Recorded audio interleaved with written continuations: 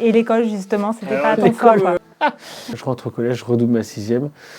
Parce que voilà, je n'ai pas du tout bossé, voilà, donc là, parcours très chaotique. Mais toi, qu'est-ce qui te plaisait pas à l'école? Pourquoi c'était pas fait pour toi? L'attention, moi j'ai des problèmes d'attention. J'ai des problèmes d'attention, que je peux pas rester assis. J'ai pas de diplôme, mais bon, je gagne pas mal d'argent. J'investis dans l'immobilier. C'est la débrouille finalement qui... C'est la débrouille. C'est le diplôme de la débrouille. L'apprentissage par l'erreur, c'est quand même le meilleur. Hein, tu vois, tu sais, faire des conneries, pour moi, c'est quand même ce qui reste le meilleur apprentissage. Hein. En fait, j'ai tellement galéré pour avoir ça. Dès que je me suis fait tatouer Birdie sur la cuisse, c'était parti. Il fallait que tu réussisses ce projet. C'était parti. Tu peux pas l'effacer. Je peux plus l'effacer. Et aujourd'hui, c'est un des tatouages que j'aime le plus au monde, quoi. Si on m'avait dit tu seras là, j'aurais jamais cru. Je te laisse te présenter. Ok, salut, moi c'est Pierre, je suis le fondateur de Birdie et Eagle Agency et je n'ai pas de diplôme et je vais vous raconter mon parcours extraordinaire. Comment tu as réussi? De la débrouille à la réussite, comment un autodidacte normand a monté une agence d'influenceurs sans contact, sans diplôme, avec une bonne dose de culot. Pierre, tu es aujourd'hui agent d'influenceur. L'influence, on va en parler ensemble, comprendre comment ça marche. Mais avant, on va revenir aussi sur ton parcours. Pas de diplôme, tu l'as dit en intro. Et pourtant, aujourd'hui, tu diriges 2 entreprises, dont une agence d'influence. Tu bosses avec des marques et des talents en France, partout même, à l'étranger. Et tout ça, on l'a dit, tu es parti de zéro ici en Normandie avec toi. Donc, on va parler d'audace, de travail, de galère et d'instinct. T'es prêt? Je suis prêt. T'es Bon, ultra cool. pro, Julie. C'est un Merci. truc de ouf. J'ai même pas l'impression d'être filmé et tout. C'est incroyable. Bon, allez, on part d'abord sur tes débuts, Pierre. Ouais. Voilà, t'es né en Normandie. J'ai grandi à Bernières-sur-Mer, de parents agriculteurs qui étaient dans les chevaux, quoi. Voilà, chevaux, donc... Un centre équestre, ouais. Il y avait un centre équestre, exactement. Donc, comme tous les centres équestres, on n'avait pas du tout de thunes, pas du tout, même voire grosse galère. Voilà. J'aime bien dire que j'ai connu les coupures d'électricité en plein hiver, quoi. Donc, c'est ouf. À 17h, il n'y avait plus de lumière dans la baraque, on n'avait plus d'eau chaude aussi, beaucoup. Mais trop bien parce que en fait, tu es dans les écuries et tu vis des trucs de ouf, quoi. Puis surtout, on est entre frères, quoi. J'ai 2 frères. C'est déjà la débrouille pour toi, là? Je sais pas si c'est la débrouille, mais en tout cas, c'est tu dois t'adapter. Puis tu t'en rends pas compte quand tu es plus jeune. Moi, mes frères, ils sont plus rendus compte parce qu'ils sont plus vieux que moi. Mais moi, je m'en rendais pas compte qu'on avait pas beaucoup de thunes et tout, quoi. Pourtant, on se dit le milieu du cheval... Non, le cheval, il n'y a pas du tout d'argent. En fait, tu as beaucoup d'argent dans les clients qui consomment. C'est un peu comme le golf donc, et comme le bateau. C'est un peu... t'as beaucoup les clients qui consomment, ouais, tu as beaucoup d'argent. Par contre, la personne qui va tenir une écurie, un centre équestre, qui va s'occuper des chevaux, c'est vraiment la galère. Franchement, c'est vraiment la galère. Et aujourd'hui, on se rappelle plein d'anecdotes avec mes frères, justement, où... vous êtes soudés? On est très soudés. Je ne peux plus manger de lentilles, vraiment plus du tout, parce qu'on a mangé des lentilles en conserve. J'en ai mangé des côtes de porc pâte, lentilles en conserve, j'en ai mangé, mais... Alors, ma mère a cumulé 3 jobs à un moment donné et elle bossait chez McDo et nous ramenait des 280 à l'époque, je me rappelle très bien, et les congelés. Donc du coup, on mangeait des 280 congelés aussi. Ça, c'était vraiment des souvenirs de ouf. Parce que, encore une fois, c'est pas parce que t'as pas d'argent que t'es pas heureux, quoi. Mais du coup, t'apprends d'autres choses et on a des anecdotes qui sont très drôles avec mes frères, justement. Ça fait des souvenirs, quoi. J'ai trop de souvenirs. Ouais. Trop bien, quoi. Et l'école, justement, c'était Alors, pas ton fort, quoi. Je rentre au collège, je redouble ma 6e. Parce que voilà, j'ai pas du tout bossé, voilà, donc là, parcours très chaotique jusqu'à la 3e. Tu passais pas le brevet, tu passais le brevet technologique et le CFG. CFG, t'es en 3e, les épreuves, vraiment, c'est 2+2. Mais c'est vraiment ça, je ne caricature pas, je me rappellerai toute ma vie, de me dire, mais attends, c'est pas possible d'avoir un truc, parce qu'ils avaient fait ça pour que les SECPA et tout ça à l'époque aient un diplôme. C'est-à-dire que tu peux pas sortir du collège sans diplôme, c'est pas possible. Mais le brevet des collèges, c'était quand même chaud, quoi. Mais toi, qu'est-ce qui te plaisait pas à l'école? Pourquoi c'était pas fait pour toi? L'attention, moi j'ai des problèmes d'attention. J'ai des problèmes d'attention, que je peux pas rester assis. Et puis... J'espère que tu vas rester pendant tout le podcast. Ouais. Je vais essayer. Et puis il y a un problème aussi, c'est que depuis que je suis gamin, je suis comme Saint Thomas. Je crois que ce que je vois. C'est-à-dire que si quelqu'un peut me dire plein de choses, si j'ai pas une preuve concrète en face de moi que ça existe, j'y arrive pas à y croire. Si t'as pas vu Jeanne d'Arc, tu la Jeanne crois d'Arc pas. m'a pas dit ce qu'elle a fait, Pour moi, non, c'est du flan, quoi. Tu vois. Ouais. Non, T'aimes pas les histoires, quoi. T'aimes pas qu'on te raconte des histoires. Je déteste qu'on me raconte des histoires, et moi, je suis comme saint Thomas. Je crois que ce que je vois, quoi. Donc, voilà, galère au collège. Donc, tu as quand même un diplôme. J'ai le CFG, j'ai le brevet technologique, mention assez bien. Et en fait, au collège, je ne savais pas quoi faire. Et mon meilleur pote de l'époque, il allait être boucher. Donc, il était dans un CIFAC. Donc, un CIFAC, c'est un centre d'apprentissage, quoi. Et en fait, moi, je ne savais tellement pas quoi faire. Je me suis dit, vas-y, tu sais quoi, je vais aller avec lui au CIFAC. Donc, me voilà, part en CAP pâtissier. Franchement, sur le papier, j'étais chaud de ouf. Sauf que je suis tombé à Bernières-sur-Mer en boulangerie. Bon, chez un patron qui m'a mis une misère grave. Parce qu'à l'époque, je dis à l'époque, il ne faut pas que je fasse l'ancien, mais il n'y avait pas, c'était pas le droit du travail et tout ça, ça n'existait pas autant que maintenant. Et en fait, moi, il me mettait des claques derrière la tête, je me rappelle. Et toute ma vie, on écoutait du Diams. J'écoutais l'album de Diams, la boulette, l'album de la boulette, je le connais par cœur. Parce qu'on l'écoutait tous les matins. Et puis c'est long, une journée de travail. Et en fait, il me mettait des coups de pompe dans le cul, des claques derrière la tête. Et moi, parce que moi, j'en avais marre à la fin, quoi. Je me suis dit, tu peux pas prendre des coups de pompe dans le cul toute ta vie, tu vois. Et à tel point qu'aujourd'hui, si on me touche l'arrière du crâne, vraiment, ça me... je suis un peu traumatisé de ce truc-là, quoi. Des années après. Après, moi, ça m'a vraiment pas forgé, voilà, mais si un peu quand même, tu vois. Parce qu'à l'époque, le métier de pâtissier, quand tu faisais ça, c'était une voie de garage. Ouais, alors que maintenant, tu es pâtissier, dans mes talents, bien sûr. Dans mes talents, j'en ai une qui était avocate, qui est devenue pâtissière, quoi. Qui a passé le barreau de Paris et qui est devenue pâtissière, quand même. Donc tu te dis, elle a autant stressé pour son barreau de Paris que pour son CAP pâtissier, quoi. Est-ce qu'elle a pris des coups de pied au cul? Je pense pas. Non, parce qu'elle a fait du CAS, elle a fait Aurélien Cohen et tout ça, donc du coup, elle a fait des plus belles maisons. Moi, j'étais Johan Keno, donc qui était confortable. Mais en fait, tout a un lien, hein. De toute façon, on va voir après que tout a un lien. Même si je n'ai pas fait exprès de me retrouver à ces endroits, je vois tout a un lien. Donc c'était en 2010 et du coup, j'ai pas mon BEP. Je suis le seul d'ailleurs à pas l'avoir. De toute façon, j'étais très souvent dans ceux qui n'avaient pas les diplômes. J'étais très souvent de ce côté-là. Mais c'était bien, franchement, c'était cool. Et donc du coup, ma mère me dit, bon, écoute Pierre, là, t'as pas de diplôme, t'avais fait 2 trucs, ça n'a pas fonctionné. Je te paye une école privée. Saint-Ursule à Caen, on n'avait pas de thunes. Je te paye une école privée et tu as passé le diplôme le plus facile de France, le bac pro-vente. C'était à l'époque, à Malherbe, enfin tous les joueurs de Malherbe qui étaient dans la réserve, ils passaient ce diplôme-là parce qu'il était facile, il était allégé et tout ça. Donc on était avec les footballeurs de Malherbe et tout ça à Saint-Ursule. Trop bien. Et en fait, donc début, la première année, super. Donc j'ai le permis dans le même temps. Et sauf qu'au bout de la première année, en fait, je commence à pécho un job en boîte. Très rapidement, je me suis trouvé serveur en salle, donc je me suis fait une clientèle. Et moi, je gagnais déjà de l'argent, j'avais une voiture, j'étais indépendant, donc moi, je ne dépendais pas de l'école. Donc très rapidement, en fait, j'ai décroché 2-3 mois avant de passer le diplôme, quoi. Je perds mon permis. Tu les accumules quand même. Hein. Ah, là, je les accumule. Là, du coup, un peu vénère, ma mère est ultra vénère, à tel point qu'elle est vénère, qu'elle appelle un de mes frères et qu'elle lui dit, écoute, Joe, tu prends ton frère pour les 2 mois d'été, tu prends ton frère, je ne veux plus le voir. Je ne peux plus le voir. Ça arrive à toutes les bonnes mamans. Ah oui. Vraiment. Elle m'a dit physiquement, je ne veux plus le voir. Elle m'a dit, je ne veux plus qu'il soit là, tu me l'enlèves. Elle avait besoin de faire une pause. Ouais, Mais j'ai l'impression qu'on la comprend un peu. ouais, c'est vrai. Et en fait, du coup, il m'envoie à Pau. Parce que mon frère était dans les voitures, et toujours dans les voitures d'ailleurs.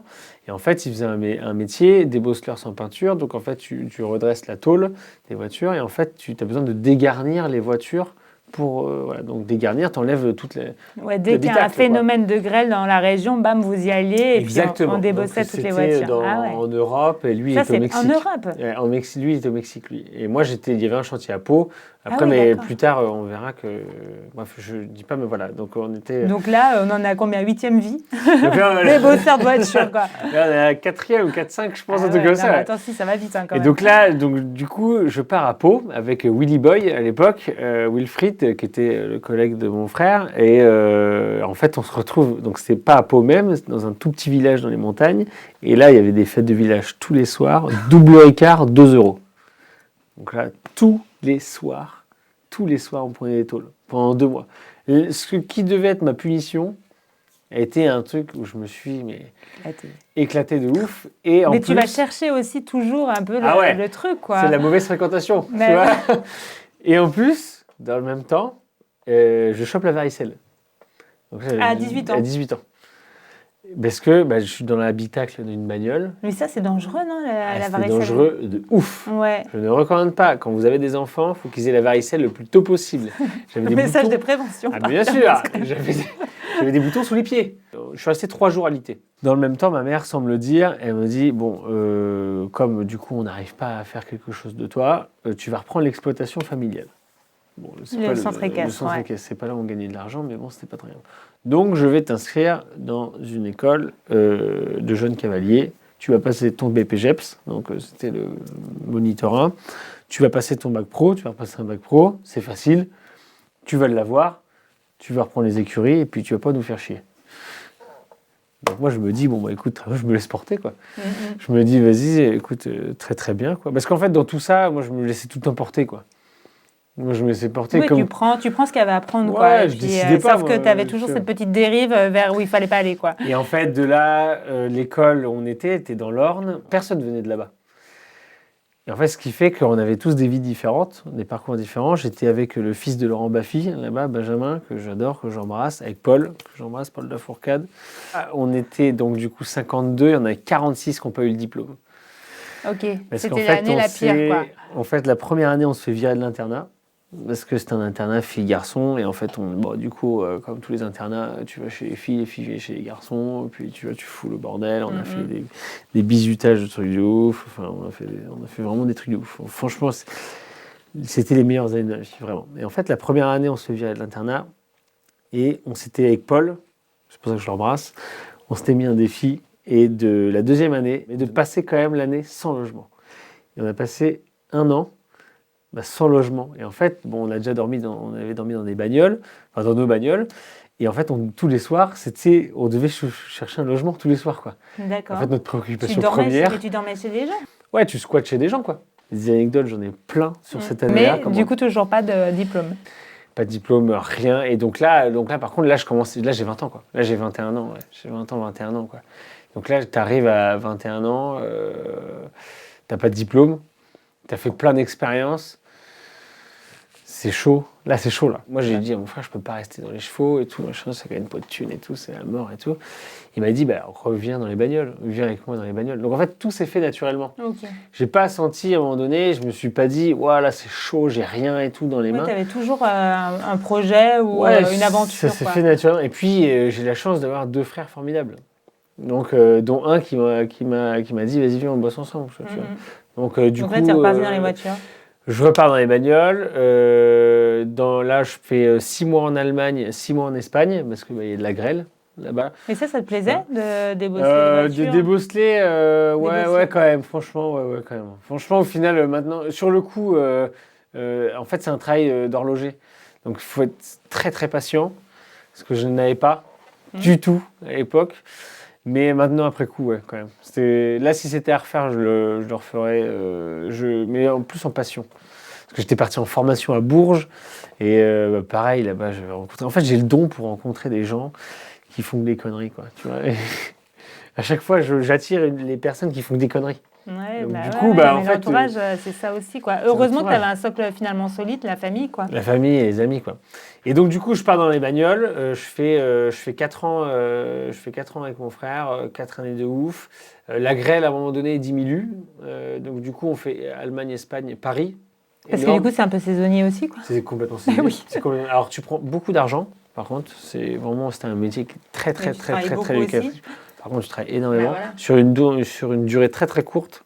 Mais par contre, je travaille de 6h30 à 23h, quoi. Et tu tapes dans de la carrosserie, quoi. Tu es avec un marteau, avec un pic, et tu tapes. Donc, en fait, tu es dans un garage, tu es parqué par 6. Et en fait, donc, de chaque côté, quoi. Et donc, tu as très peu de jours, entre guillemets. Mais c'est marrant, hein. Et en fait, toutes les journées, tu entends tac, tac, tac, tac, tac, tac, tac, tac, tac. Et puis, tu es devant 2 néons comme ça. Parce qu'en fait, tu es dans le noir. Tu es dans 2 néons parce que la tôle, c'est très, très... c'est la reflète, quoi. Donc, c'est très, très particulier comme taf, mais j'ai adoré. Mais oui, toi qui ne peux pas rester sur un banc d'école... franchement, en fait, sur le coup, ça me faisait chier parce qu'il aussi. fallait être très, très patient, donc ça me saoulait. Mais après coup, c'était vraiment Mais bien. finalement, tu gagnais de l'argent. J'avais beaucoup d'argent, j'avais un train de vie de ouf. J'avais franchement un train de C'est vie ça de qui te motivait malade. aussi, C'est ça, sur ce point de vue-là, c'est là où j'ai connu beaucoup de choses que je peux pas dire, mais que j'ai On connu. peut pas tout dire dans ta Non, on vie, peut pas Pierre. tout dire aujourd'hui, mais j'ai connu beaucoup de choses qui étaient formidables. Et du coup, là, tu gagnes de l'argent, donc tu décides d'investir. Du coup, comme tu n'as pas, de diplôme et des choses comme ça, tu es obligé de préparer ton avenir. Airbnb est arrivé. Et du coup, en fait, il y a eu une brèche. Nous, on a foncé dans la brèche. Avec mon frère, on a acheté une maison à Languedoc. On a fait beaucoup de travaux. La maison était vraiment magnifique et tout, c'était très bien. Et très rapidement, j'en ai racheté un deuxième. Et au total, j'en ai eu 6. Donc, Ah oui, ouais, 6 appartements. Enfin, j'en ai eu 7. J'en ai 7 avec la maison. J'ai eu 6 appartements et la maison. Parce que là, tu avais quel âge J'ai commencé à 19 ans. Donc à investir dans l'immobilier. Ouais, dans l'immobilier. Mais enfin, il faut rendre à César ce qui appartient à César. Mon frère m'a dit, quand j'avais 19 ans, on investit dans l'immobilier. Et par contre, après, j'ai acheté un studio tout seul. Et après, les autres, c'était toujours tout seul, quoi. Mais c'est mon frère qui m'a mis le pied à l'étrier. Donc là, Best Life. Donc, tout va bien pour toi, tout va bien pour moi. J'ai pas de diplôme, mais bon, je gagne pas mal d'argent. J'investis dans l'immobilier. C'est la débrouille finalement qui. C'est la débrouille. C'est le diplôme de la débrouille. Le diplôme de la débrouille. J'ai fini la boîte de nuit parce que voilà, j'ai fait 4 ans, tout machin. Donc j'avais appris énormément de choses en boîte de nuit. Best Life, Best Life. Après, voilà, je me suis embrouillé avec mon frère, on s'est embrouillé ensemble. On a monté un centre esthétique auto parce que des Bosselage, j'avais moins d'activité. Et en fait, on a monté un centre esthétique auto à Douvres où il fallait qu'on nettoie les bagnoles, donc aspirateur, quoi. Ni lui ni moi on était fait pour ça. C'est vrai qu'on s'est un peu embrouillé, quoi. Ça, c'était une période pas ouf parce que du coup, on s'est parlé pendant 9 mois. Il y a des victoires, mais il y a aussi bien sûr, des flops, quoi. Des flops aussi, quoi. Des flops aussi. Du coup, ça a duré quand même 9 mois. Hein. On ne s'est pas parlé pendant 9 mois. Aujourd'hui, ça serait impensable. On est tellement proches que ça serait impensable. Mais à l'époque, voilà. Donc du coup, comme on s'embrouille ensemble avec mon frère, je repars de tout zéro parce que la voiture, très belle voiture que j'avais à l'époque, c'est la société, tout, machin et tout. Donc, je repars de 0, 0, 0. Ah oui, puis, on était entrepreneur, pas de chômage. Pas de chômage.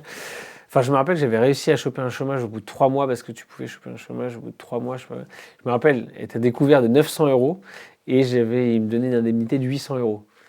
Je me rappelle très très bien ce moment précis-là parce qu'en fait, du coup, comme j'ai tout perdu, entre guillemets, d'un coup d'un seul, puis tout s'est très rapidement fait. Plus de taf, plus de bagnole, plus de thunes, plus rien. Rien. À 24 ans. Rien. Pas de diplôme, rien. Donc là, qu'est-ce que tu fais quand tu n'as pas de diplôme, chose comme ça ? Eh bien, tu fais de l'immobilier. Parce que l'immobilier, tu n'as pas besoin de diplôme. Tu n'as pas besoin de diplôme pour être agent immobilier ? Non, tu n'as pas besoin de diplôme pour être agent immobilier. Et j'ai fait 4 ans dans l'immobilier. Donc j'ai fait 4 ans dans l'immobilier. Donc là, c'est là où j'ai investi gros. Parce que du coup, je pars de chez ma grand-mère, j'en avais 2.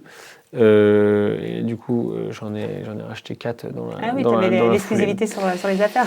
Ouais. Un par an. Exactement. Exactement. Donc, parce qu'en fait, c'était cool. Moi, ça allait bien. J'étais bon à agent immobilier. Donc là, finalement, tu te refais un peu tout seul, là. Là, je me refais tout seul, mais ça a pris quand même une bonne année. Hein. Ça a pris quand même une bonne année. Ça a pris... Puis, j'étais pas bien. J'avais plein de trucs que j'avais pas guéri. Alors, aujourd'hui, on parle beaucoup justement de santé mentale et tout ça. À l'époque, c'était pas du tout un sujet. Même, on connaissait même pas le mot. Mais je me rappelle que... Ça te parle aujourd'hui, du coup. Aujourd'hui, en fait, après coup... j'étais vraiment puis j'étais dans un appartement que j'adorais mais qui était très froid. C'était une nouvelle résidence et comme j'avais pas le goût des choses et beaucoup de mauvais goût et donc du coup j'étais pas si bien que ça en fait à l'époque. Vraiment je me construis hein, parce qu'au moins aujourd'hui j'arrive à m'adapter beaucoup en société. Par contre les grosses lacunes que j'ai aujourd'hui c'est comme j'ai pas de diplôme et tout ça, je suis obligé énormément de me cultiver. Ma future femme me reprend sur beaucoup de choses, donc elle m'apprend beaucoup de choses. Dernièrement, j'ai appris qu'on ne disait pas des fois, mais parfois. Donc du coup, maintenant c'est mieux, je suis rentré parfois. Voilà. Mais tu sais, à l'époque, je disais à la place de 2, je disais voy, parce que moi, j'ai pas du tout eu d'éducation globale. Ouais, tu n'étais pas sensible à ça, forcément. Non, et puis en plus, je m'en foutais. Bah oui, voilà. Je m'en foutais en plus. Donc, voilà. Mais ça t'a fait défaut dans ta vie ? Tu crois que tu as loupé des occasions à cause de ça ? Parfois, aujourd'hui, je sens que j'ai un petit décalage. J'ai un petit décalage. Puis comme j'ai fait du cheval pendant très longtemps, j'étais coupé du monde pendant très longtemps. Parce que le cheval, ça te centre sur toi-même. Et donc, il y a plein de rêves que j'avais pas et tout avant. Aujourd'hui, effectivement, je consomme énormément de contenu. Et je lis énormément, je fais beaucoup de choses. Enfin, sur mon téléphone, je ne lis pas de bouquins, je n'ai pas cette prétention-là. Mais je consomme énormément de contenu pour rattraper le truc parce que aujourd'hui, c'est beaucoup mieux. Mais à l'époque, quand j'étais dans l'immobilier, tout ça, machin, il y a plein de rêves que j'avais pas. Plein de trucs que j'avais pas. Ouais. Et parce que tu que n'avais pas forcément le répondant pour le client ou chaud, quoi. tu étais frustré. Mais bon, avec ton bagou, peut-être que tu t'en sortais quand même pas mal. Ça passait. Mais intérieurement, quelqu'un te parle d'un truc, tu sais pas ce que c'est, bah, tu as l'impression que tu parles pas la même langue que lui. Et donc, c'est comme quand tu parles anglais avec quelqu'un, tu sais pas parler anglais. Donc, du coup, je consomme énormément. Et puis, l'entourage, voilà, l'entourage. J'ai une famille toujours de ouf et j'ai rencontré un cercle d'amis qui sont toujours mes amis aujourd'hui et en fait, qui m'ont apporté énormément de choses. Et parce qu'aujourd'hui, on a un cercle d'amis très très proche, on est tous entrepreneurs, on se fait tous bosser les uns les autres. Et déjà à l'époque, même si tout le monde n'était pas entrepreneur, tout le monde s'aidait. Donc c'est là où on arrive sur ce qui va t'intéresser. Comment te vient l'idée d'entreprendre ? Et alors du coup là, j'en peux plus. J'ai fait 4 ans d'immobilier, je ne peux plus travailler avec des particuliers. Je n'y arrive plus, le particulier me sort par les yeux, je n'y arrive plus, c'est fini quoi. Je pars dans vacances dans le sud et mon frère qui a mis le projet me dit, écoute Pierre, je développe un nouveau projet, j'ai besoin de quelqu'un pour faire la communication de ce projet-là. Est-ce que ça te tenterait ? Sur la route de l'Allée, je me rappellerai toute ma vie, c'est sur la route de l'Allée. Mais tu n'as jamais fait de communication ? Jamais fait de communication de ma vie. Il a vu le potentiel chez toi, mais... Il se dit, tu vas être community manager, quoi. Tu vois, donc je me suis dit... C'était le début des réseaux aussi. Ouais, c'était pas le début, parce qu'avant, il y avait eu plein de choses, et MySpace et tout ça, mais le début de ce qu'on connaît aujourd'hui. Exactement. Et j'y réfléchissais, je me suis dit, bon, voilà. Mais en fait, quand tu n'as pas de pression financière, tu réfléchis pas pareil. Donc là, j'y allais un peu plus en détente, et je me disais, bon, vas-y, pourquoi pas, et tout, vas-y, je prends cette brèche-là. Route du retour, je lui dis, ok, pas de problème. Et du coup, je me dis, ok, par contre, tant qu'à faire, il faut monter une agence, quoi. On arrive, on fait pas petit bras. On monte un vrai truc, quoi. On monte un vrai projet. Il me dit, ok, donc monte ton agence de communication. Je suis ton premier client, je te prête mes bureaux. Ok, donc je commence avec mon frère, premier client. Bon, bah, comme vous l'avez compris, je n'ai aucune expérience dans la communication, mais par chance, j'arrive à choper des clients. Okay. Donc je fais bosser des freelances. Donc je suis un peu chef de projet. Quel genre de client qui a... Alors, des très beaux clients. On a eu le magazine Challenge quand même. On a fait un chemin de fer pour le magazine Challenge. On a développé une application, mais tout était bancal maintenant. Avec le recul, tout était bancal. On a développé une application. C'était les stagiaires qui l'avaient fait à l'époque. Des logos. J'ai fait un logo pour un bar qui avait ouvert. Ah oui, donc là, pareil, touche à tout. Bah, en fait, tu prends les projets, tu dis à tout le monde que tu fais de la communication, tu prends les projets qui viennent. Je me dis, ok, ça marche comme ça, et là, le Covid arrive. Bon, bah, tout se pète la gueule, hein. Naturellement. C'était déjà bancal avant, tout se pète la gueule. Il n'y avait aucun modèle économique sur cette agence. Voilà. Mais l'Airbnb s'arrête, je mets toutes mes mensualités de crédit en pause, et en fait, du coup, là, ça devient un peu plus la galère, mais j'avais quand même la pizzeria. Parce que c'est un distributeur de pizza. Donc ça, c'était cool. Ça, c'était vraiment cool. Mais ça rapporte vraiment. Alors, je peux pas tout dire en caméra, mais je dis tout déclaré, attention. Hein, Bien sûr. Mais en fait, oui, en fait, ça a apporté. Puis, le Covid, tout était fermé. Donc, si tu voulais de bonnes pizzas, tu allais à ton distributeur de pizza pendant l'heure que tu faisais ta déclaration pour sortir pour acheter ta pizza. Pour acheter la pizza, à Bayeux. Et là, je me dis, qu'est-ce que je vais foutre ? Parce que du coup, mon modèle économique, j'aime bien ce que je fais. J'aime vraiment bien ce que je fais. Donc la com, t'aimes bien ? La communication, j'adore. C'est pas exactement ce que je veux faire, mais voilà. Qu'est-ce que je vais foutre ? Je regarde un reportage sur les agents d'acteurs sur le Canal. Enfin, c'est pas un reportage, c'est plus un documentaire. Confession. Je ferme mon PC, je vais pisser, et je me dis, putain, faut faire la même chose pour les influenceurs. Comme ça, quoi. Vraiment, en train de pisser. En pissant. Voilà. Il y en a qui se rasent, qui veulent être président. Toi, tu pisses, tu as envie j'ai envie d'être agent d'influenceur. Okay. Et là, je rouvre mon PC, je vois bien que je me lave les mains, naturellement. Encore un message de prévention. Encore un message de prévention. Et je regarde le marché. Il y a déjà 2 agences qui étaient bien implantées depuis 2016. En France ? Marché, en France, bien sûr. Ah bien sûr. 2 agences. Donc là, je vois qu'il y a un marché. Donc là, l'idée d'agent d'influenceur, c'est quoi ? Au début, tu vas être agent de talent, et puis la série 10% venait de sortir.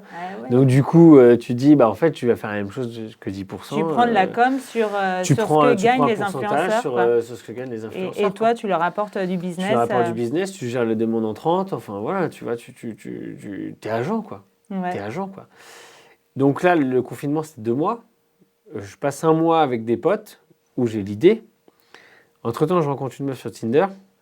Et en fait, elle me dit qu'elle bossait dans l'influence de manière générale, tu vois, sur Paname, chez APC. Et en fait, du coup, elle me dit, mais toi, tu veux faire quoi? Je lui dis, bah moi, je veux monter une agence d'influence. Donc là, j'ai passé 1 mois avec une nana qui connaissait tout du métier. Et en fait, qui m'a tout appris. On a passé un Même mois, pas besoin d'aller à l'école, quoi. Même pas besoin d'aller à l'école. Donc tu vois, j'ai Vive toujours Tinder. n'allez pas à l'école. Ton diplôme de Tinder. Voilà. Voilà, exactement. Non, mais en fait, tu vois, comme quoi, tout a plus ou moins... Enfin, j'ai toujours eu beaucoup de chance. Mais oui, tu as Toujours eu 1000 beaucoup de vies et chance. toutes ces vies, en fait, finalement, ça se regroupe pour Toujours eu beaucoup de chance. créer, pour te créer toi, en fait, ton Le personnage. premier talent qui a signé à l'agence, qui est toujours là, c'est Anne-Lise, et je la remercie et je l'embrasse aujourd'hui. Elle est dans le monde des spiritueux, dans le monde du bar. J'ai passé 4 ans à bosser en boîte de nuit. Elle est bartender, c'est ça, elle jongle. Elle jongle des bouteilles, elle fait des cocktails, des spiritueux. Tout ça. Et donc, elle est arrivée dans ton agence, elle avait combien? 11 septembre 2020, elle avait 18 000 abonnés. Là, déjà, enfin, il faut avoir quelques abonnés quand même pour venir te voir. Bien sûr. Et là, elle a quasiment 1 million. Là, et ça, du coup, elle en vit bien? Elle en vit bien, ouais. Et toi, tu vis bien finalement et alors nous, on en a du coup, exactement. Alors en fait, Birdie se monte, on n'avait rien. J'ai quand même vendu des appartes pour monter l'agence, pour me faire un fonds de roulement. Parce que quand tu as fait tout ça, tu as bien compris que j'ai jamais été salarié de ma vie. J'ai pas de fiche de paye, à part quand j'étais en CAP pâtissier. Parce qu'en boîte de nuit, c'était des contrats à la nuit. Et j'étais agent co en immobilier. Du coup, j'ai pas de chômage. Moi. J'ai jamais eu de chômage, j'ai pas de retraite, j'ai pas de choses comme ça. Moi. Donc aujourd'hui, tu t'en rends compte. Quoi, mais, voilà. Et du coup, je vends des appartes pour faire un petit fonds de roulement. J'essaie de faire un crédit. Je prends 5 refus de banque pour emprunter 20 000 euros et j'ai apporté 5 000 euros, donc c'est que dalle. Il y a une banque qui m'a vraiment suivi aujourd'hui, je la remercie. Et sur les banques, c'est pareil, c'est très très important aussi dans un projet comme celui-ci, pour beaucoup de choses. Aujourd'hui, je suis très bien entouré. Et en fait, du coup, Anne-Lise arrive, 11 septembre 2020, l'agence 1er septembre 2020.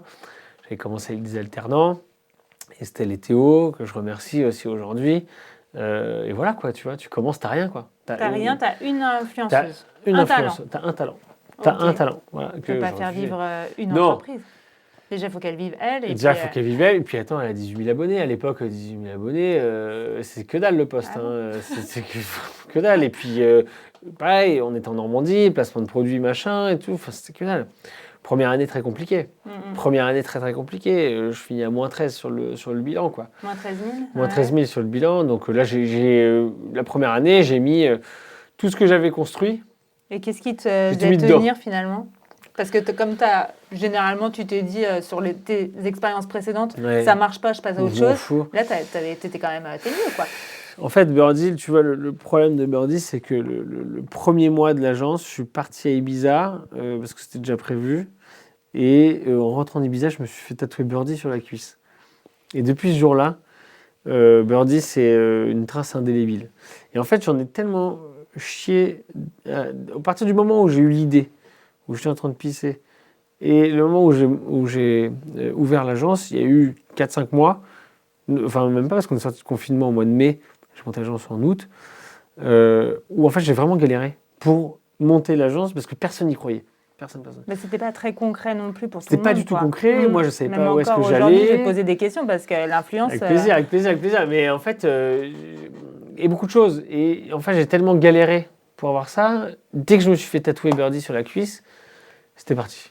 Il fallait que tu réussisses ce projet. C'était parti. Je ne peux pas l'effacer. Je peux plus l'effacer. Et aujourd'hui, c'est un des tatouages que j'aime le plus au monde, quoi, et que ma chérie adore d'ailleurs. Aussi, enfin vraiment parce que justement, je me suis dit c'est parti, quoi. C'est parti. Puis tu as des gens qui te font confiance. Moi, tout de suite, j'ai eu des alternants, donc j'ai des gens qui te font confiance, même si tu as des aides et tout ça, il faut quand même que tu leur verses un salaire. Mine de. Donc, tu as des gens qui te font confiance, donc tu as pris des engagements, tu vois, en fait, quand tu t'es. Puis, tu as 28 ans, 29 ans, tu n'as pas de diplôme, rien. Tu as fait plein de trucs, tu as plein qui ont fonctionné, échoué, là, tu te dis à 29 ans, vas-y, gars, accélère. Accélère. Là, par contre, il faut que tu commences, tu fais un truc concret de ta vie, quoi. Donc, première année, très galère. Et après, au bout de la deuxième année, c'était beaucoup mieux.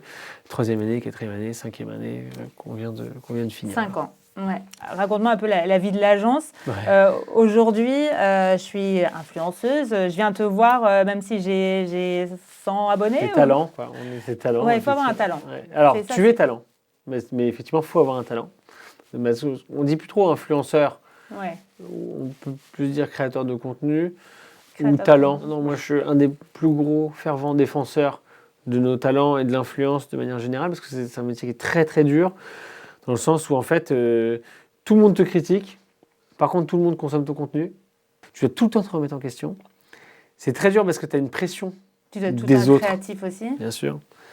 Tu as une pression des autres créateurs qui font plus ou moins mieux que toi. Ouais. On est humain, moi le premier.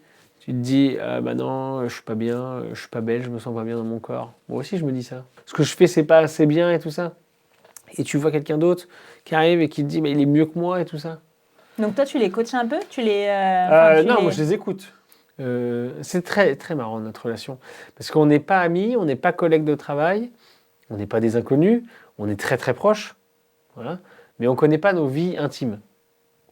Et par contre, moi j'ai écrit beaucoup plus à mes talents qu'à ma chérie. Et en fait, on est tout le temps en message. On s'écrit tout le temps, on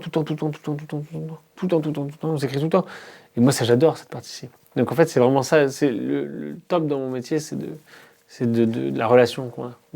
Toi, tu les écoutes? Moi, je les écoute. Ouais, je les écoute. Et en fait, j'aime bien dire, et je l'ai encore dit hier justement à un annonceur, le talent, il va avoir quelque chose à dire avec ses mots. La marque, elle va avoir quelque chose à dire avec ses mots. Moi, mon job, c'est de prendre les mots des deux parties et de les reformuler pour les donner le même message. Et c'est exactement le même message, mais pas de la même manière à l'autre interlocuteur. Parce que toi, du coup, d'un côté, tu as les influenceurs, les talents, et de l'autre côté, tu as des entreprises, des marques, et tu essayes de matcher. Et je fais matcher les deux. Voilà. Ou une entreprise, elle vient te voir également, tu n'as pas forcément le talent, est-ce que tu vas aller chercher le talent? Bien sûr, ça c'est une grosse partie de l'agence, ça c'est une grosse partie du chiffre de l'agence, parce qu'aujourd'hui on en a 14 en gestion, en exclusivité. Mais après, on a aussi beaucoup d'annonceurs qui viennent nous voir en direct et qui nous disent, bah voilà, nous on veut tel ou tel talent. Donc naturellement, le premier réflexe, c'est qu'on place les nôtres. Et quand on ne peut pas placer les nôtres, on va en chercher, quoi. On va en chercher. Après, on a une très grosse activité aussi de community management, gestion de réseaux sociaux, qui en fait nous a permis de tenir parce que la première année, j'étais tellement buté que je m'étais dit, on reste sur l'influence. L'entrepreneuriat, ce qui est génial, c'est que ça te fait remettre en question. C'est-à-dire que quand tu es entrepreneur, tu es obligé de te remettre en question. Le marché, le truc, le ci, le ça, tu n'es pas dans ton confort. Parce que quand tu n'as pas de sous qui rentrent, il faut que tu trouves un moyen d'en faire rentrer. Donc nous, le community management est arrivé très rapidement à l'agence. Très rapidement, ça a quand même pris 1 an. Because on n'avait pas de sous. Donc du coup, c'était important quand même. Donc du coup, le community management étant arrivé, aujourd'hui, c'est une part non négligeable aussi du chiffre. Enfin, c'est beaucoup moins, largement moins que l'influence, mais faut pas négliger les choses. Voilà, faut pas. Donc là, par exemple, pour une entreprise, tu vas leur faire. On gère les réseaux sociaux. Ouais. Ça reste quand même dans le même domaine. Quoi. Bien sûr, c'est grâce à ça qu'on l'a fait. Oui, c'est plus glamour de faire de l'influence et tout ça. Oui, j'adore. Et puis de toute façon, c'est 70% du chiffre d'affaires de l'agence. Donc c'est la majeure partie. Mais c'est aussi l'entrepreneuriat aussi, ça t'apprend l'humilité. Vraiment, de te dire, bah voilà, oui, tu fais des choses glamour, oui, machin. Mais même si là, on est dans un podcast où faut que je me montre sous mon meilleur jour, c'est important aussi de raconter aussi la vérité des gens. C'est-à-dire que quand tu es sur un cap, parfois, il faut aussi savoir tourner. Mais ça, moi, j'avais plein de potes qui me disaient, diversifie-toi, fais des choses, machin. Mais j'étais tellement buté à l'époque que j'écoutais personne. J'étais dans mon truc, je me disais non. Et il a fallu que je sois vraiment dans la merde pour arriver à faire ce truc-là, quoi. C'est toujours ça, quoi.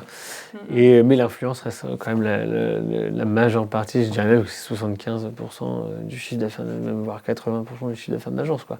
C'est ce qu'on fait, c'est ce que je fais de mon quotidien, c'est ce que j'aime faire. Au community management, j'adore aussi. Mais moi, j'adore nos talents, j'adore. Puis les filles, elles sont formidables. Voilà, parle-nous de tes talents. Donc, tu nous as parlé d'Anise, qui du coup est bartender, donc cocktail et jonglage. Donc, elle fonctionne très bien, même à l'étranger. Bien sûr, voilà, bien sûr. Après, l'étranger, justement, on a Noémie qui vit en Australie. Ah oui, donc là, tu n'as même pas que des talents français. Ah bah non, j'ai Émilie qui habite en Belgique. À côté, pas très loin de Bruxelles. C'est quoi son talent? Pâtissier, elle est pâtissière. Elle okay. fait beaucoup de trompe-l'œil, elle est très très douée. Tu lui as donné des coups de pied au cul ou pas? Non, elle m'en donne. Elle m'en donne, mais elle m'en donne encore, mais tu vois, mais voilà. Elle a beaucoup rigolé, ça va lui faire rappeler des trucs si elle écoute ce podcast, mais effectivement, non, tu vois, enfin, c'est beaucoup ça. Et tu vois, aujourd'hui, tout est lié. On a 3 pâtissières à l'agence. Aya, qui est une des premières aussi à nous avoir fait confiance, que j'embrasse, que j'adore. Formidable, vraiment. On a Bérénice, enfin voilà, on a tous les talents. Laura, alors moi c'est ce que je gère, Laura aussi. Tu sais combien tu as de talents 14, ouais. 14 talents 14 talents, ouais. Okay. 14 talents. Et qui ont beaucoup d'abonnés ou c'est des choses de niche? Parce que je crois que l'influence de niche, ça marche bien aussi, pas forcément beaucoup d'abonnés, mais hyper qualitatif. Exactement, ouais, ça fonctionne aussi. Alors tous les talents qu'on a à l'agence, ils ont tous une personnalité. Ouais, d'ailleurs, tu les recrutes comment? Le feeling, énormément. Alors après, il y en a qui sont venus à nous, il y en a qu'on a été chercher, parce que justement, il y avait de la demande de tes entreprises. Ouais, c'est ça. Et puis parce qu'on les aime beaucoup, hein, tu vois, son profil. Et aujourd'hui, des personnes comme ça sont obligées d'avoir un agent? Pas forcément, t'es pas obligé d'avoir un agent, mais en fait, c'est si tu veux plus structurer ton business à un moment donné, et ou te structurer toi-même. En fait, nous, on est quand même une aide de manière générale. T'es pas obligé. Les top talents, ils ont soit des assistantes en interne, donc salariées, donc ça devient une vraie entreprise, quoi. Donc là, voilà, parce que les talents, ça reste quand même des entrepreneurs aussi. T'en as qui ont 300 000 abonnés qui sont en indé, ça fonctionne aussi. Enfin, c'est juste que si à un moment donné, tu as envie de passer un cap dans ton business, dans tout ça, de structurer, encore une fois, comme je disais tout à l'heure, tu as l'annonceur, tu as le talent, ils ne parlent pas le même langage. Et c'est normal. D'un côté, tu as un annonceur qui veut payer le moins possible pour le plus de résultats possible, qui a une vision, qui a un brief très clair dans sa tête, avec sa ligne édito, son univers. Et d'un côté, tu as un talent qui veut le plus d'argent possible et sa ligne édito, son univers. Donc parfois, les deux, quand ils se parlent, bon, ça peut faire des ronds de jambes parce que justement, ils n'arrivent pas à se comprendre. Donc du coup, voilà, ils essaient un peu de trucs, quoi. Mais nous, on est là justement pour faire écouler un peu les deux, faire que les choses se passent mieux et que ce soit plus fluide. Vraiment plus fluide. C'est vraiment ça qu'il faut retenir. C'est vraiment la fluidité. Et là, il y a un vrai gain aujourd'hui pour les entreprises de faire appel à l'influence.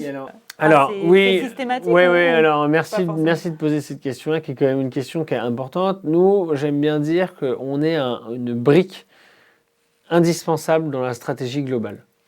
C'est-à-dire que si tu fais de l'influence, tu n'as pas un bon site internet aussi, si tu ne fais pas un peu de référencement aussi un petit peu à côté, si tu ne fais pas un petit peu d'événements aussi à côté, si c'est pas magique non plus, quoi. C'est ça. Si tu as Instagram, mais il y a une part de hasard, de chance, non? Pour des fois, tu as des reels qui, d'un seul coup, bam, ça s'envole, mais tu n'as rien demandé, mais d'un seul coup, quoi. C'est très souvent ceux auxquels tu prêtes le moins d'intention qui font ça, ouais. Et ça, c'est frustrant. C'est très frustrant. Alors, frustrant, oui et non, mais c'est la résulte d'un gros boulot que tu as fait avant du coup, c'est le résultat. Je pourrais faire plus se voir dans ce sens-là. C'est le résultat d'un gros boulot que tu as fait avant, et en fait c'est celui-là qui va te faire percer. Toi, ça t'est arrivé justement une entreprise qui a cartonné d'un coup? Alors des campagnes j'en ai une en tête, des campagnes justement où c'était des produits qui sont purement B2B.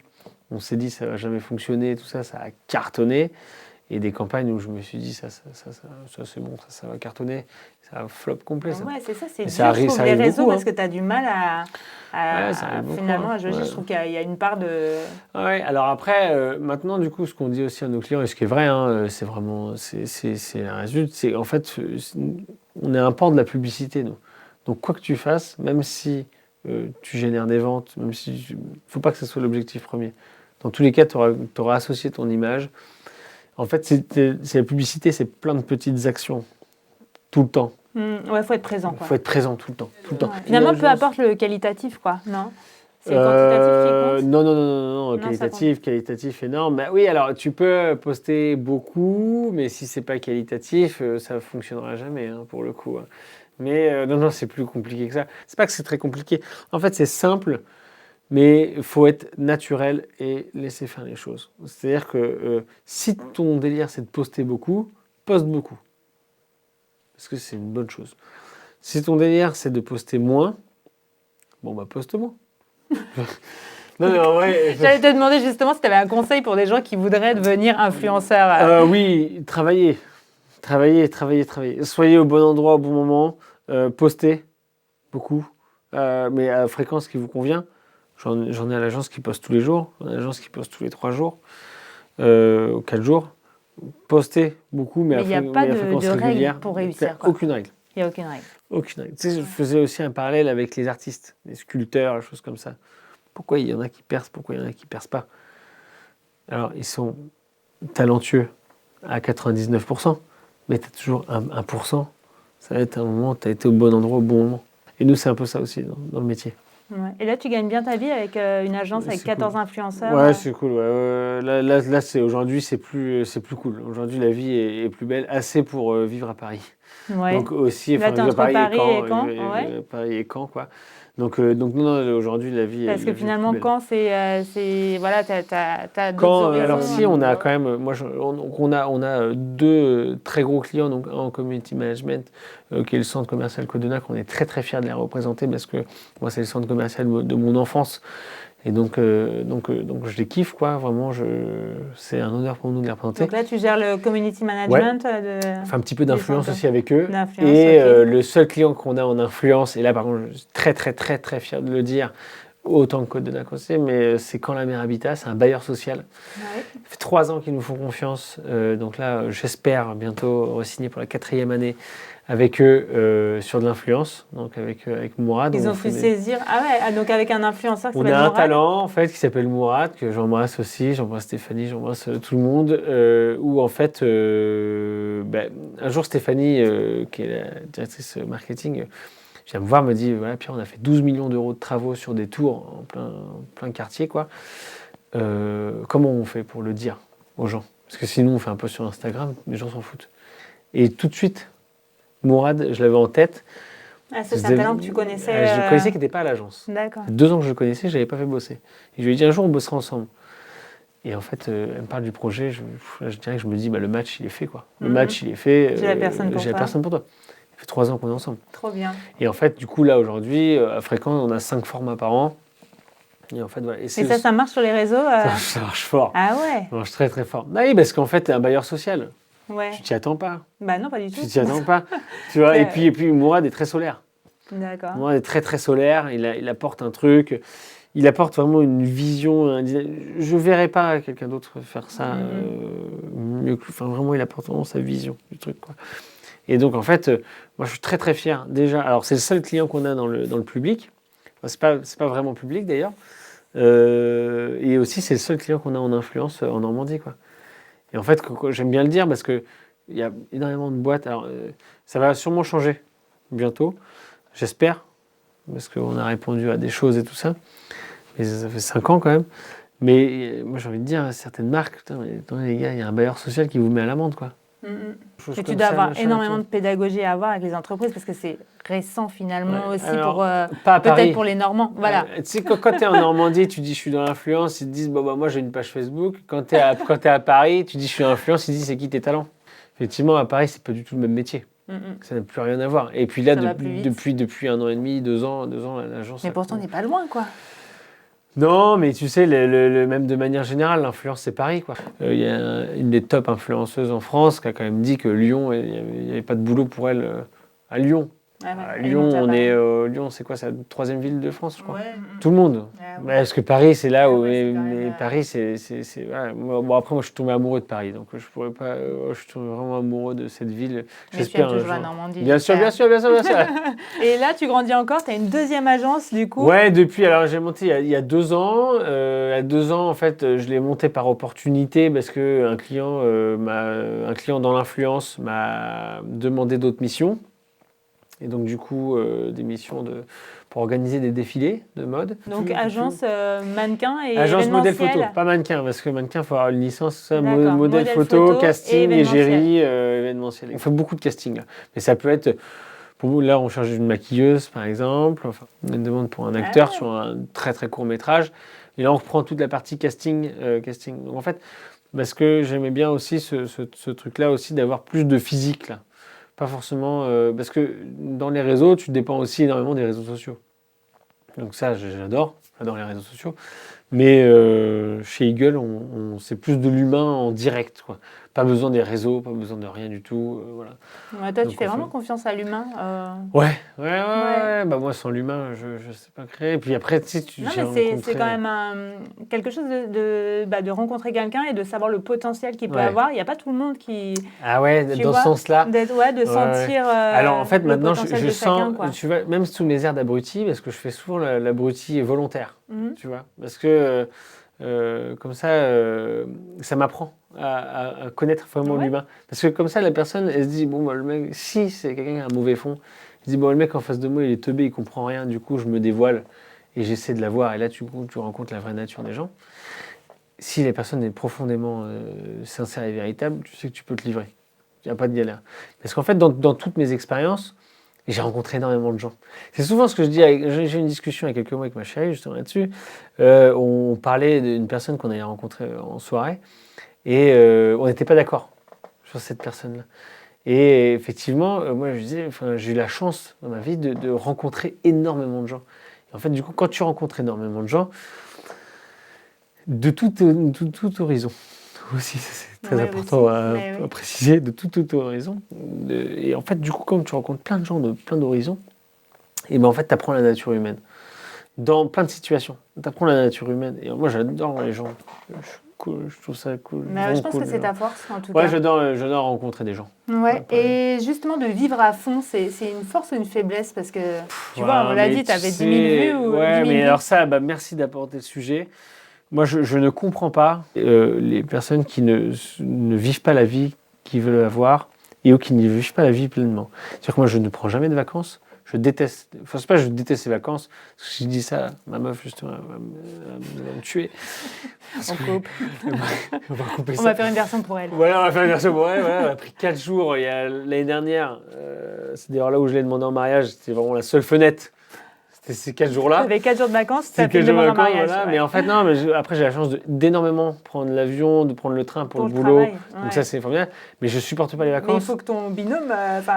J'ai beaucoup de chance. Ah bah oui, ouais. ça c'est non, ça c'est beaucoup. Il faut qu'elle accepte finalement. finalement. Oui, ça c'est encore un autre sujet où j'ai énormément de chance. Ça là-dessus, c'est pour ça que j'en parle beaucoup. Mais en fait, je ne comprends pas comment on ne peut pas être passionné. C'est ça que je ne comprends pas. C'est avoir quelqu'un qui fait, qui dans une situation qui n'est pas la bonne. Alors moi, je sors d'une situation qui n'était pas très confortable pour moi. J'ai tout essayé pour d'en sortir. Voilà. Mais quand tu es dans une situation et que tu n'en sors pas, ça m'emmerde. Et où quand tu te dis, il est 8h du matin, je prends le travail, j'attends 17h pour finir, ça je ne comprends pas, je ne veux pas comprendre, je ne cherche pas à comprendre et ça ne m'intéresse pas de comprendre. Parce que je ne comprends pas les gens qui pensent ça. Et qui sont dans un travail qui ne les convient pas ou avec une personne sentimentalement qui ne te convient pas. Qui te tire vers le bas aussi, ouais. Ça, je n'arrive pas à comprendre et je ne veux pas le comprendre. Et ça ne m'intéresse pas de le comprendre. Parce que moi, j'ai perdu beaucoup de membres de ma famille au fur et à mesure du temps qui étaient vraiment des piliers très forts. Il y a 1 an, on a perdu notre grand-mère qui nous a éduqués de bout en bout. Comme tout file, et en fait, tu te dis non, putain, mais tu peux pas, c'est pas possible. C'est pas possible, tu ne peux pas rentrer chez toi, te visser ton cul dans le canapé et attendre la mort. Ce n'est pas possible. Ça n'est pas possible. Dans mon intérêt, je ne dis pas que je vis tout à fond. Enfin, si, là, j'ai la chance de faire plein de choses et de vivre tout à fond et tout ça, c'est formidable. Mais je ne conçois pas la vision de la vie juste en attendant la mort, en s'occupant. Tu vois, justement, je parle beaucoup de ma chérie, mais en fait, à un moment donné, elle est toujours à prévoir beaucoup de choses. Je lui dis, arrête, je me stresse tout le temps à me dire ce qu'on va faire dans les 2 semaines à venir. Profite. Ah ouais, toi, tu es Maintenant. au jour le jour. Ouais, profite maintenant du truc. Profite maintenant. Moi, je suis comme saint Thomas, hein, je crois que ce que je vois. Donc en fait, si on me dit que dans 2 semaines, je vais être millionnaire, moi, si j'ai pas l'argent sur le compte, je suis pas millionnaire. Donc pour l'instant, moi, ça vaut rien. Hein. Je finis là-dessus parce que c'est une nouvelle corde que j'ai ajoutée à mon arc. Maintenant, je mixe avec un pote, avec 2 potes. On a créé un collectif et on mixe, machin et tout. Ça, c'est des moments de joie, ça. Donc là, ta 21e vie, c'est DJ. C'est d'être DJ. Mais sans oublier Birdie et ta nouvelle Birdie, agence. c'est ma vie. Birdie, c'est ta vie. Birdie, c'est ma vie. Eagle, c'est ma vie aussi. C'était plus tumultueux, mais c'est ma vie. Mais Birdie, c'est... Tu vois, j'ai toujours eu de l'admiration pour les gens qui disaient « Je ne pourrais pas faire autre chose, je ne sais pas quoi faire d'autre. » J'ai beaucoup d'admiration pour ces gens-là. Je m'étais dit, moi, un jour, je serai aussi comme ça. Et en fait, j'étais pressé que ça arrive. Et là, ça commence à arriver. Là. Le fait que je commence à plus savoir faire autre chose que Birdie. Et ça, c'est mon goal. Ça, c'est vraiment mon goal. C'est de ne pas savoir faire autre chose que mon activité. Après, tu peux et qui te fait toujours vibrer. Et qui me fait toujours vibrer, bien sûr. Allez, on passe aux questions extra. Et question extraordinaire. Extra tout court. C'est petit bonus. Alors, si tu pouvais collaborer avec une star, ce serait qui? Pharrell Williams. Direct, tu vois, il était chanteur, il est directeur artistique de Louis Vuitton. C'est qu'en fait, il a touché à beaucoup de choses. Bon, déjà, il est très stylé, il est très beau. Bon, ça, ok, c'est un fait. Mais en plus, il a touché à beaucoup de choses. Et en fait, Pharrell Williams, ouais. Et Virgil ça Abloh, t'inspire en tout cas. Ah ouais, ça m'inspire. Ton réseau social préféré? Instagram. Le réseau social que je consomme le plus, c'est TikTok. Mais le réseau social préféré, c'est Instagram. Parce que... Tu consommes parce qu'il faut que tu ailles chercher des talents et c'est là où tu vas les trouver ou... Instagram. Non, TikTok. Pourquoi tu le consommes TikTok, je le consomme pour débrancher mon cerveau. Et en fait, j'ai deux modes. Je commence par débrancher mon cerveau. Quand j'en ai marre, au bout de 10 minutes, je commence à regarder des trucs économiques ou beaucoup plus sérieux. Et l'algorithme me connaît très bien parce que quand il sent que je swipe trop vite, il me propose des trucs économiques ou des trucs entrepreneuriaux et tout ça. Et donc, du coup, c'est fou, ça. Ah ouais, c'est l'algorithme, la puissance, quoi. Ah ouais, incroyable. Est-ce que tu as un objet que tu emmènes partout avec toi? Oui, une pierre que j'ai dans la poche tout le temps. Une pierre? Ouais, une pierre. Tu as une pierre? Ouais, une petite pierre, tu vois, une petite pierre de protection. C'est vrai, une petite pierre de protection, ouais, j'ai toujours ça, quoi. Et après, j'ai la chance d'être... Un peu superstitieux ouais, aussi, très, très, très, très. Très superstitieux. Très, très superstitieux. Je passe pas sous une échelle et tout. Enfin, ouais, non, c'est très, très vénère, ouais.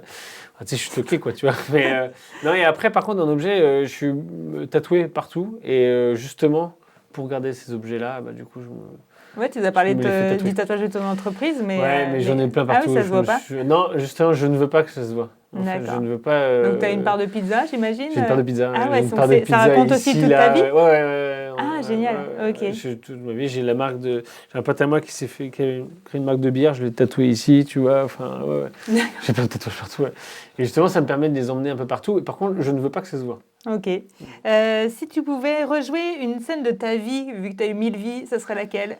Franchement, tu revivrais tout comme c'était? Ouais, je C'est vrai? revivrais tout comme c'était, ouais. Si tu avais un message pour les professeurs de français et maths du collège, 15 feuilles de course. Un gros big up, déjà. Gros big up. Un gros big up. J'aimerais apprendre à les connaître, tiens. Ou alors les jeunes, justement, qui s'en sortent pas trop à l'école. Ouais, mais là moi, je sais pas. En ce moment, il y a beaucoup de jeunes, parce que moi, je fais aussi un peu d'achat-vente sur Vinted. Je gagne très, très peu d'argent avec ça, mais j'aime bien faire un peu d'achat-vente sur Vinted, et donc je suis les resellers, justement, sur TikTok. Là, j'ai vu qu'il y en avait un qui s'était déscolarisé à 16 ou 17 ans. Pour faire ça, bah, moi, je suis content. Hein. Tu vois, au final, t'es content? Ouais, je me dis, bah, tant mieux. Et lui, il dit, bah, moi, je vais suivre ma passion et tout ça, pas de problème. Moi, je suis content pour lui. Hein. Je me dis, tu sais, l'école, moi, je crois, enfin, je suis très mitigé sur tout ça. Oui. Si le prof arrive vraiment à capter l'attention et tout de l'élève et tout, ouais, je suis carrément pour. Mais après, l'apprentissage par l'erreur, c'est quand même le meilleur, hein, tu vois. Tu sais, faire des conneries, pour moi, c'est quand même ce qui reste le meilleur apprentissage, hein. Demain, tu fais pas de conneries, je suis pas sûr que tu évolues énormément, hein. C'est là où, tu vois, justement, je rejoins ce que je disais tout à l'heure, où moi, je comprends pas les gens qui ne vivent pas, parce que quand tu ne vis pas, tu fais pas de conneries. Plus tu fais de conneries, plus tu avances. Parce que, alors, parfois, je refais les mêmes conneries, mais quand tu as fait des Vous conneries, n'avez pas appris. ouais, voilà, je suis passé après. Mais quand tu fais une connerie, généralement, eh ben, tu la refais pas, quoi. Que quand tu es assis puis qu'on te dit des choses, alors c'est bien parce que tu vois, justement, moi, il me manque beaucoup de choses. Mais quand tu es assis puis que tu es là, tu t'attends, quoi, qu'on te dise des choses, tu pratiques pas, et ben, du coup, voilà. Après, parce que moi, je suis comme ça. Il y a beaucoup de personnes aussi qui aiment bien plus qu'on apprendre des choses, voilà.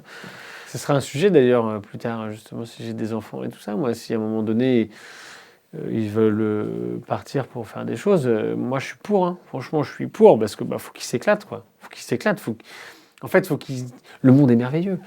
Voilà. Et pour terminer, un mot pour décrire ta vie. Ça, merci, quoi. Voilà, Merci franchement, la vie. ouais, merci la vie, quoi. Merci Birdie, merci la vie. Ouais, non, franchement, merci, ouais. Merci de m'avoir mis tiens, jusqu'à là, toi aujourd'hui, quoi, tu vois, encore, parce que, encore une fois, moi je viens des HLM de Bernières-sur-Mer et que en fait, quand je suis dans Paris et que je vois la Tour Eiffel qui est pas très très loin de chez moi, à Notre-Dame, j'ai la chance de passer sur un pont et justement je vois les deux en même temps. D'où je viens, ce que j'ai fait avant, j'aime bien dire que de la génération du collège Quintefeuille justement et tout ça, alors il y en a qui ont eu des très belles carrières parce qu'ils ont bien réussi à l'école, dans des entreprises et tout ça,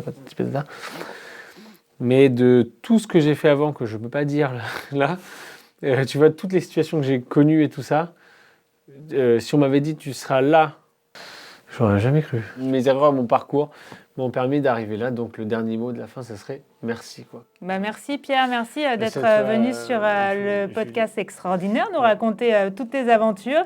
Voilà.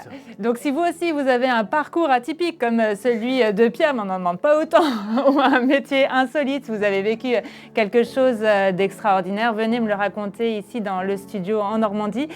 Si vous avez aimé cet épisode, bien sûr, vous likez, vous le commentez également, dites-nous ce que vous avez pensé de Pierre, ça va lui faire plaisir. On se retrouve très vite sur YouTube et sur toutes les plateformes d'écoute pour un prochain épisode d'Extraordinaire.